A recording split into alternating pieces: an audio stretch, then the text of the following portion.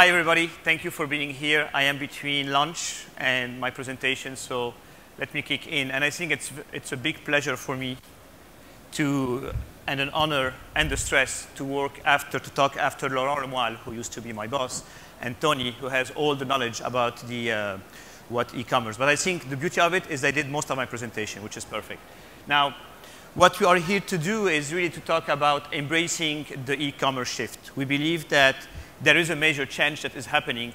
And I think if you haven't agreed about it until now, maybe you should leave the room because we are going to talk more about it, what is happening. But I think let me start by showing you something that will make you really connect with what is happening. Thank you for Google for putting that. But I think it says it very well. To the question earlier about I want to promote e-commerce to my guys, but they might be scared. Really, now let me ask you a question. Is it really how you like to shop? Or maybe like this, and you ended up being like this. We've been seeing this every day, everywhere. Festive season comes in, we all rush to the store, it's a nightmare. And if you look at it in the festive season, this is where just before the cashier, there's tons of clothes or whatever. People come to the queue, say, oh my God, leave and let the stuff there. And you could see how the guy is so happy carrying the stuff here. So let's face it. The old retail is dying. And I think Kmart is an excellent example that even to thank you, they thank you. And it's dying fast. Now, it's a weird place to be in Dubai and showing this kind of slides where every single day there's a mall building up. There's no doubt about it. But I think I love what Tony said earlier on. I enter the mall and I stress. I hate to enter in a mall. You are between the lady who gives you perfume, between this and that. It's a nightmare. And the kids, and then you enter empty hands, and after a while, you are carrying everybody's luggage. It's a nightmare. So I am not very excited by that. And I'm maybe not the same one. So if we compare really the old guard, Walmart, Gap, and the other JCPenney, and the new guard, Amazon, eBay, and so on, from a market value, it's roughly the same already. The market cap of the E is, from some stores in the US, is as big as the old guard. And where do people shop? People shop everywhere from everywhere. I loved when Tony was showing how the slides start building up in the names. And all of them are selling the same things. What is very interesting here, you have Alibaba. China is the place where people are buying. It used to be where the wholesale would go and buy. Now consumers are also able to buy from there. And when we look at the growth, the future growth in the US of commerce is coming from the e-commerce in all verticals. And I think we've seen so many slides before that with a lot of data, so there is no need to write here. But I think this one is very interesting. In the US, $1 out of 20 is online. $1 out of 20. That's a lot. This is the Walmart that is not getting any more the dollars in his cashier. That's a major difference that is happening here. And then I think without getting too much into it, but when you look at the offline sale growth for top retailer, the trend doesn't seem to be very getting in the right direction. When you look at how the growth is happening on E versus brick and mortar, the trend is definitely on the E side. And what people are looking for, what are you looking for when you shop? You are looking for price, you are looking for convenience, you're looking for safety. Whoever gives you that will get your business. What you could see here is people are looking for free shipping. People are getting for the right price. And people are getting for easy return.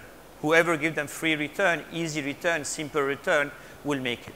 I lived in the US and I used to go to stores and buy everything I could find and leave the store without even thinking if I need it or not. You reach home, you set it up, you don't like it, you bring it back. No question asked, this is your money, leave. That's made me return to the store, get vouchers or get money, spend it again, and spend more. Free return, take it to the e-commerce, that's a returning customer to you. Now, I think there is one thing that everybody around this room would raise his hand and say is, I love shopping. There is no doubt about it. Shopping is food, and shopping, somebody said earlier on, drive this country.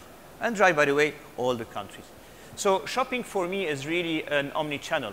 Go to the store and engage with the person, get all your discussions. I struggle, to be honest, to go to a store and have somebody coming with an iPad and telling me, please sit here, let me see what you want to do. Maybe I'm an old man, but if I go to the store, it's for me to put the dress, look at it, like it, don't like it, move on. If I need something, I go to you. Don't come to me at the time. But other people are not like this. E-commerce, big time growing. M-commerce, excellent opportunity. M-commerce, an excellent opportunity, especially for a geolocation positioning. As you walk, I recognize you. As I recognize you, I welcome you. As I welcome you, I re-invite you. I re-engage you. I give you the free coffee. Laurent was talking earlier on about you go in a store and we give you a coffee to welcome you. On the PayPal, what I really love it is when I enter the store, they know everything about me, which sometimes is not great because automatically the salesperson is overselling me everything while I'm just coming to buy one small item. But now the interaction is personalized, which is important. And what I really like is also the in-between, the whole QR code that we've heard about it, where you are waiting for the metro and on the spot you test it. We did, in my previous lives, we did an example like this in Singapore. It was Valentine's Day.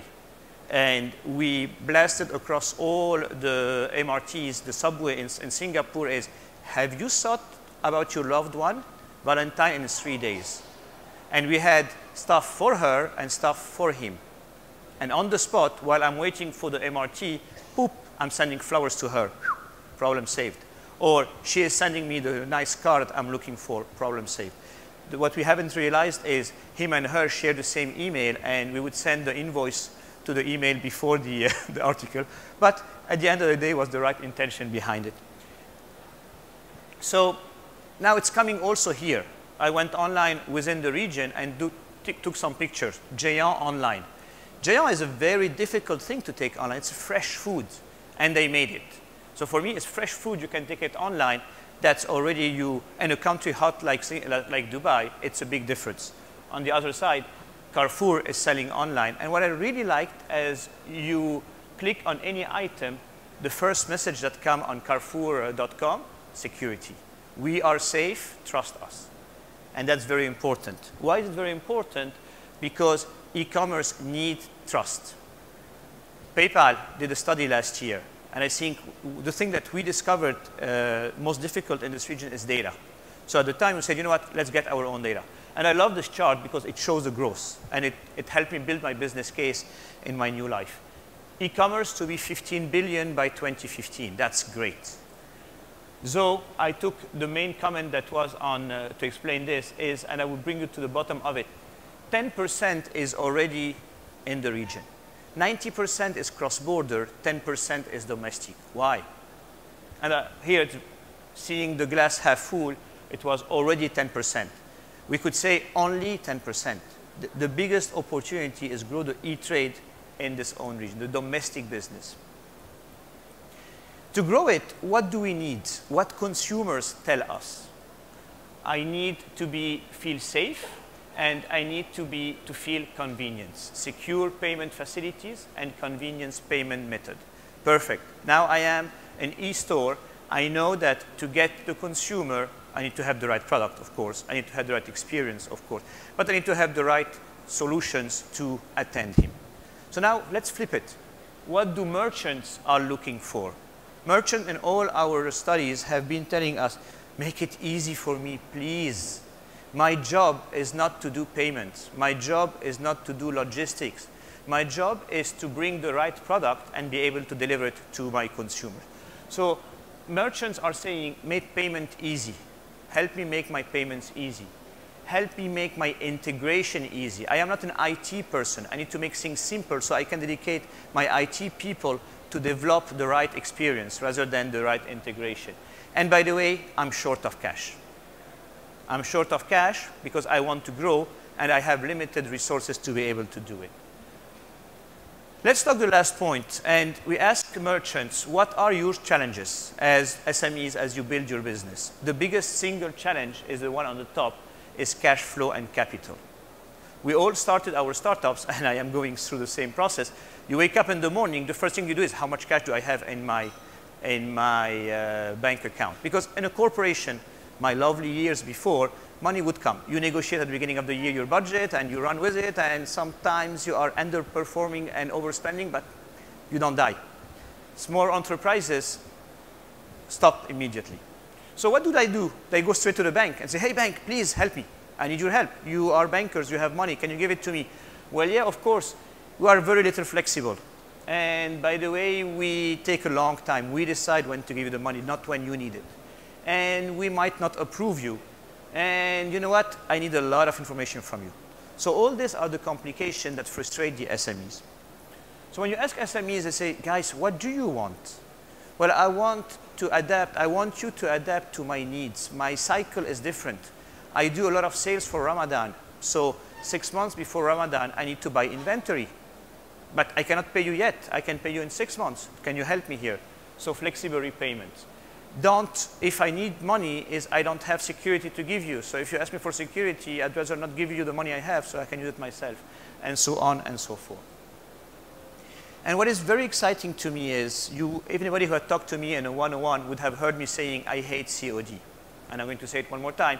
I hate cash on delivery on your behalf. Cash on delivery is the problem that you are bringing to your business. Sooner or later, you will suffer from it. It helps you beef up your sales volume, but you will struggle later on to remove it. And I really want to applaud Jadopado, which is the first one here, who stood up and said, you know what, guys? Just say no. We don't want cash on delivery. They did that recently. And they even give you two options. One, to understand why not cash on delivery. Click on it and we'll tell you why. And second, you really want to pay cash, come to my store. I loved in the presentation of Tony, before he was saying, shop and click, no, click and deliver, or click and pick, which is perfect. Always a difference between a lag time between the transaction and the delivery. And then they tell you why cash on delivery does not work. That's a very important trend, and I strongly, strongly, strongly encourage you to go towards that. What I'm seeing also, Fly2i offer you now, pay now with your credit card, or pay later. You pay later. Now, they tell you what to do. In fact, they will give you a voucher, a code, and they tell you go to the next store, to the 7-Eleven next store, pay cash, and then your ticket is available. So here, bring the cash population into the online by leveraging the next door store.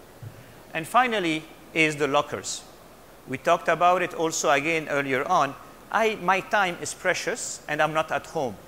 And cash on delivery, the guy knock on my door, 5 out of 10 cash on delivery do not happen because nobody is at home. The other problems is that I have no cash, and then I don't like it. So make it a locker. Amazon grew very fast by making lockers everywhere that I go whenever I want. In Dubai, we have residence buildings, huge entrance. What if I put a locker there? And now you can go collect your stuff whenever you want. But separate the payment before with the transaction, with the collection after. So why do I am telling you that? Because we want to solve these problems. We want to help solve the merchant problem. And we are really focused on the merchant side. What do we want to do? We want to offer transaction processing services, another way of calling payment gateway. And we want to do cash flow financing, which is another way of, say, cash management, and advance the cash. Our scope is emerging market. From the description earlier on is, my background is purely emerging market. Latin America, Southeast Asia, Middle East, all of them have the same problems. Cash, cash, cash, and trust. So our objective is to be the payment gateway and cash management services for SMEs across the emerging market. If you go online and you look for how much is each one of this market, there's $100 billion e-commerce in the emerging market, not counting Latin America. So how we do that? How are we thinking to do that? First of all, plain vanilla, or plain pistachio, I should say, because it's green, payment gateway, where we offer you the payment solution. Why are we offering a payment solution? For two things. One, we want more commerce to happen locally. And second, we want data from you in a very disclosed manner. Today, if I tell you how good you are, how risky are you, or how creditworthiness are you, you will tell me, I'm the best, lend me money. So I will tell you, okay, let me check the credit bureau. There is no credit bureau. So I'll tell you, give me a statement. Fake and fake, I don't know. So I will tell you, in fact, you know what I'm going to do, the way I'm going to do it, sorry, is payment transactions. I see the money coming in, and I'm observing you. Anybody who lived in the US, it's all about the credit history. Transaction after transaction is a credit history. I will build a credit history, internal, small, humble, in my own business, so I can later on score you how interesting you are for me to lend you. And I want to lend you two things. On one side, cash advance, so you can operate fast. And second, inventory. If I take back the example of Ramadan, people now should have bought all the inventory that they will be selling in 2-3 weeks. If not, it's too late. Whoever had cash flow a few months back is in the right position to win now. And finally, Forex services. Why? Your consumers are paying you in dirham or in rial or whatever, but your inventory is coming from US, China, or UK. It's another currency. There's an FX. If I can help you remove the FX, you might grow much faster. Payment gateway is about the language. We believe in the experience. All of us, we enter an Apple store, we love it. We talk about it. Why? Because it's the right experience. Most of the experience is treating me with my own language, with my own currency. If the guy comes talking English on the website, payment is in English. If he comes talking Arabic, payment is in Arabic. If he comes from the UAE, price is in dirham. Price is in rial, price is in pound, and so on and so forth. And then behind the scene, we have a strategic partnership with Aramex. And the biggest challenge that merchants face is I need to integrate. I do everything with a payment gateway, and I run, hey, friends of Aramex, DHL, and so on. Can I integrate with you? Why not combining it? Most of the information is the same. And finally, keep it simple. Today, integrating with the payment gateway is at least challenging, if not difficult. Cash management, data, data, data, data. I will score you.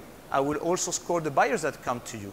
And potentially to some of them, I will tell them no cash on delivery, because these guys did cash on delivery before, and I don't want them in cash delivery. They refuse they usually don't deliver. They don't get the package. So I can give cash management, so I can give inventory financing, and so I can lock the FX. What do you want to do is really emerging markets, and only emerging markets. We have two hubs. We have Singapore hub, we have Dubai hub. I go back to Tony's slide. He was saying there was Denmark, Singapore, UAE in terms of smartphone penetration. Maybe we are in the right spot to cover this. So we believe that between Dubai and Singapore, we will cover the entire region, and we want to do something for the emerging market. And we are being born as we speak, emerging market, which also help us grow emerging market. So I'll leave you with some good cartoons. We used to have the wife leaving the store home. It was good, and she was limited by what she can carry. Now the problem, there is not anymore this. And I think I really love this one.